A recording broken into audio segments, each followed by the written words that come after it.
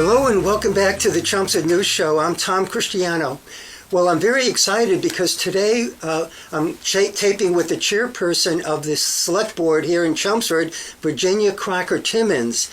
And Virginia has been a select person for 1 year thus far, and she's running for re-election this year. Our election day is April 5th, so we're here about a month before the election to tape another show with another candidate. I taped Pat Wojcik a couple of weeks ago, and we have a third candidate, Erin Drew, and she'll be on our show next week. So thank you for being here, Virginia. Thank you for having me. If we could begin with, maybe if you could tell us a little bit about your background, anything that you'd like to introduce yourself to the people of Chelmsford, and why you're running for re-election this year. After being on the board for 3 years, I guess you still like it somewhat. I do. Oh, good, I've loved it. Thank you, good. Tom.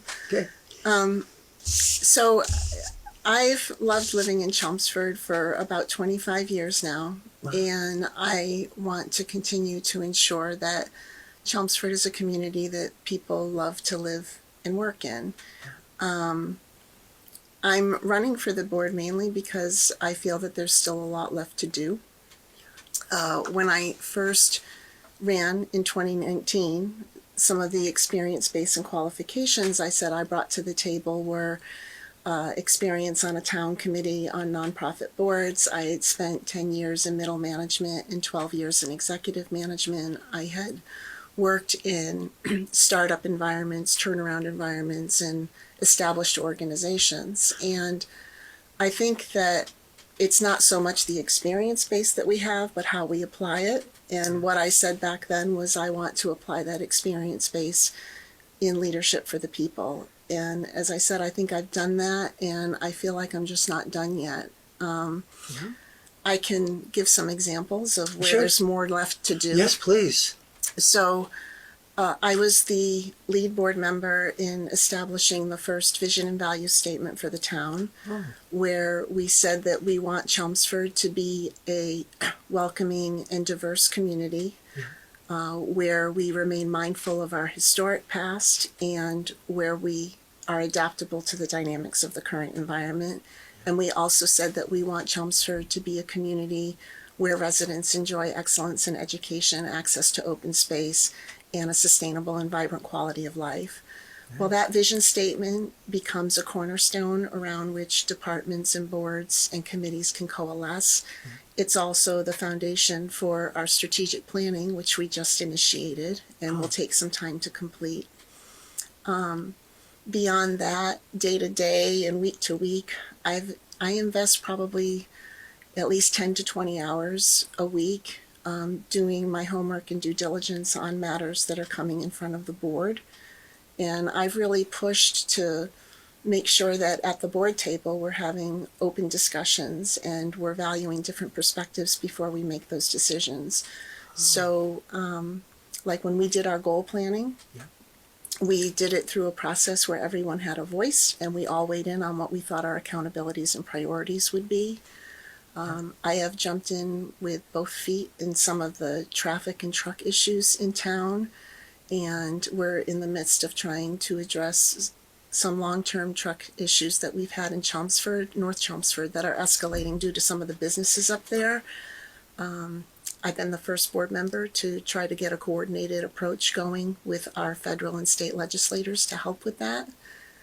On the other side of town, I and other board members really did our homework when the asphalt plant there wanted to increase their storage capacity. And we pushed back on that because of the impact we thought it was going to have to some of our residents. Yes, yeah. We have disabled parking street side for the first time now in Center Village. I am honored to be in the midst of the select board representative for the Fire Station Study Committee, where we're looking at our different fire stations, not only the conditions of the buildings, but safety factors that need to be considered for our fighters in the community in terms of our path forward. And we've really started to dig in and look at some of our infrastructure needs in terms of the sewer capacity and our aging sewer infrastructure and the roadways and sidewalks. So if reelected, where I want to continue my focus in leadership for the people is on the quality of lives of our residents. I don't think we can ever take our thumb off that. Yes. In some of those critical infrastructure things that we're addressing with the sewer and the roadways. And I think we need to continue to push ourselves to do proactive planning and make sure that we're executing against those plans in a culture of cooperation and trust. Yes. Wonderful. There's so many issues and topics we have in the town that you're working on. Yeah. We're just 10 to 20 hours a week, you say, to prepare for each meeting? It's not just the preparation for the meeting, but there are other things that come up in town that, we address, or if there's issues that come up. And then we're also assigned as liaisons, so we keep up with what's going on with other boards and committees.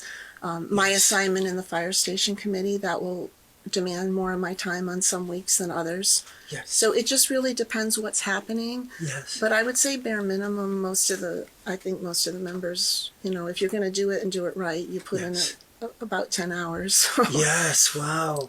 It's so much. Well, there's a couple of things there that you mentioned I'd like to follow up on. Sure. The fire stations. I haven't been up by the North Fire Station lately, but is it completed yet? I knew we're doing a big remodeling of the North Fire Station, which is right across the street from our North Town Hall. Yeah. How is that coming along? It's completed. Yeah. And how does it look? They actually had I think it looks fantastic. I think it's a really nice, it's modernized for the firefighters and their needs. They had a ribbon cutting for it before the snow started flying, so that was really nice. We had a lot of members in the community and firefighters come out to celebrate the opening. Nice, so, wonderful. Yeah. I'll have to get over there sometime. I didn't make it to the opening, to give you a tour. Yes, I'm good friends with a lot of firefighters. They do a great job. Gary Ryan is a chief, right? Yes. He's a very nice guy. I see him biking on the bike path occasionally, not too often, but it's always great to see him there riding. Another thing that you mentioned was the sewer capacity. And the last thing I heard was that we basically can't have new development right now because we don't have the sewer capacity for new development. Is that correct? That is, we used to have it with Lowell or something, and then it's no longer there, and we need to develop some new sewer capacity or authorization to use more in Lowell before we could build more. Is that correct? Yeah, so there's a couple things with the sewer. One is capacity, and then one is just that it's an aging infrastructure. So we've had pump station failures and things like that we've had to address. But with respect to the capacity, we're in our second year of a sewer moratorium. And so if there is, legally, I don't think we can preclude development if it's legal and legitimate, but if there is any new development, they would have to either provide their own sewage treatment plant, such as the UMass West. Well, this is a sewage treatment, like the UMass West development that's going to go in. They're actually going to put an on-site sewage treatment plant there. Wow. Single home that goes in, they may have to put in a septic tank versus a connection to the sewer. And that might be temporary in a way until they could connect to the sewer, or we don't know. Well, I don't because know it's that costly, we can mandate to put those connections in for capacity that doesn't exist yet. No, I meant once it's I'm not sure. We don't I'm not know. sure we know yet. They probably would have to pay over $25,000 for a septic tank, right? I imagine. I don't know the cost off the top of my head. I bet it'd be expensive, but Lori Trahan and others are also working. You're right. The issue we have is that we can't get the capacity from Lowell. Yeah. And we're not alone. There's other municipalities that are having the same challenges. Yeah. And it's something that really has to be solved bigger than just each individual municipality, which is why some of our legislators are getting involved in it now. Yes, Lori's working really hard on a number of issues, as she always does, our congressperson in Washington. Well, you mentioned the development at the former UMass Lowell West Campus in North Chelmsford on Princeton Street, and there was a special town meeting just this past week where 2 warrant articles came up. Could you tell us how those warrant articles came and how they were voted upon, and your thoughts about this big development? And I say big because it's like over 400 units or something of housing? It's about 400. About 400. Yeah. So the 2 articles that you're referring to, one was to rezone, to provide a zoning overlay for that area, which would allow the development of multifamily housing, including some affordable housing and 54 units of senior housing, which we desperately need in town.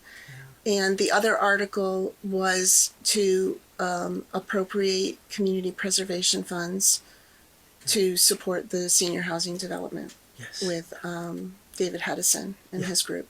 And so both articles passed, really, I think, by an overwhelming majority. The first one was at least by 80%. Nice. Yeah. And the senior so there housing must have been really overwhelming too, right? That vote for the senior? Yeah, I mean, that was equally supported. Yeah, nice. So, and I think the majority of the town meeting representatives felt that it was the right development for that area. Yes. From my perspective, it's the most cooperative engagement that I have ever seen from a developer coming into town in terms of working with the neighbors, working with the town, working with the relevant boards and committees. Good. It must be a big developer, right, to build such a big development. I mean, this company is very experienced, right? Yes. And because they have to put up and get loans for millions and millions of dollars, I imagine. So, what's the name of the company? Do you know? The company is Trammell Crow Residential. Oh, Trammell Crow, yeah. And they're going to be providing funding to the town for intersection traffic improvements. They're going to be providing funding for understanding what needs to be done in terms of impacts for our school systems. They're providing, they have work conservation restrictions with the Conservation Commission for about 25% of the land, I think, is conservation land. Oh, good. Yeah, and so there's a lot of good things I think that are going to come from it for the community. Is there going to be a playground, any outdoor exercise equipment in that facility? I hope so. They were planning an area for the residents, and then they're also talking about potentially putting in a pocket park or something like that, so that even people walking in the surrounding communities could walk up and enjoy the open space that's there. And the playground, whatever they have there. That's wonderful. Yeah. That'll be great for the town. And so now that the two warrant articles have passed, what's the next step on that development? That is, when could they start actually building it? And is that going to be a year away or something? It's probably at least a year away, and it's going to be phased. The first thing that has to happen, which usually takes, I think, about 6 months, is our articles and the votes on those have to be approved by the state, right? Yes. So once we get that approval, then they can start moving out with the planning board on any permitting and things like that need to happen. Wonderful. So, well, I think this will be great for the town. Yeah. Especially all the senior housing for us senior citizens.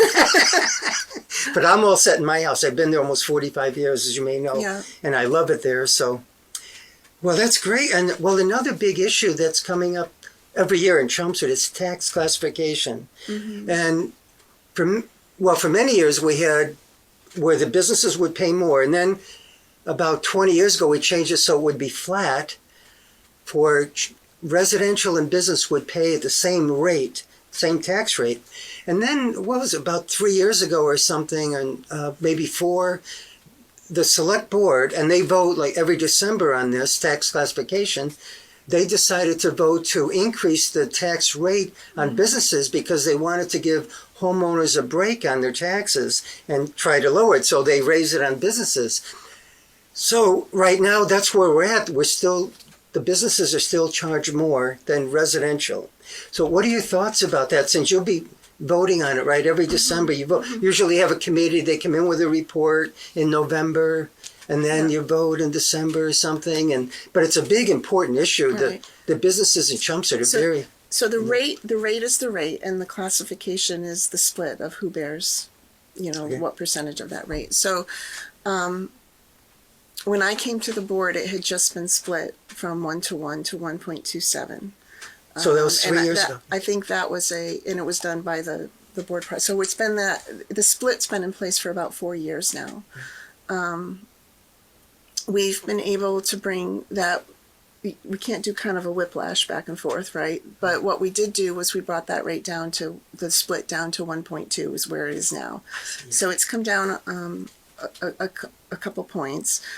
I think there's a balance that people are trying to make between our fixed income residents who are really hurting as taxes go up and the small businesses who really do a lot for the community. Yeah. And I think that it's the small businesses who are impacted most, which is another reason why I think that 10% small business exemption is really important to preserve. Yeah. We're not seeing from the larger businesses that they're leaving the community or that it's an obstacle to coming into the community in terms of the tax split. Yeah. We're the lowest tax split of the surrounding municipalities that have one. And I think what's really important going forward, and I brought this up in November, is what our businesses and our residents need right now are stability and predictability in what we're doing with the taxes, right? So we get into our November meetings and there's emotional arguments and rational arguments on both sides. And what communities who have a split do say, okay, well, I have a certain residential factor, and as property values change, that changes the burden that the residents and the businesses have. And so with those dynamics year to year, I'm going to look at maintaining that residential factor and adjust the split accordingly to maintain the factor. That's one approach. Yeah. But what I had suggested to the board is we need to put something out there that says this is our approach to tax classification or not having tax classification, and this is what we're going to do. And I think we have to have that discussion in the spring or the summer. Yeah. I think we're at a point right now where the businesses have adjusted. I'm not in favor of increasing it.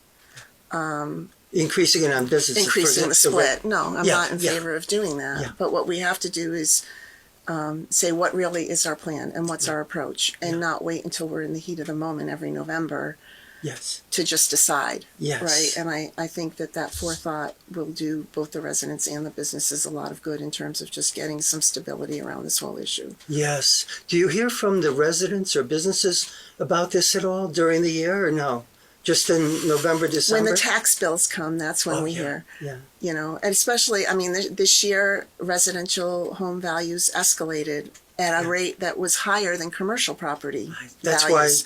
Right? So, honestly, although the split's in place, a lot of residents felt probably maybe more pain than some of the businesses because of those value escalations. Yes, my taxes went up quite a bit this past year. Mine did too. But I guess the home value went up, which is great if I ever wanted to sell. Right. But so what can you do? But a lot of people are concerned about the real estate taxes.